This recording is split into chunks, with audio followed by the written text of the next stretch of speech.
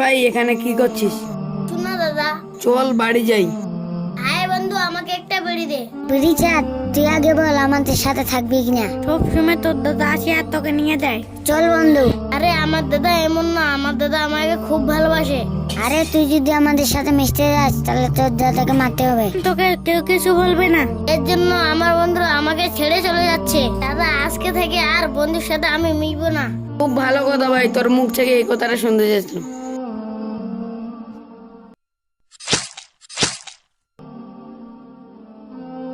বন্ধু, আমার দাদাকে আমি মেরে ফেলেছি, আজ থেকে আমি বিন্দাস। আরে তুই কি পাগল হয়েছিস?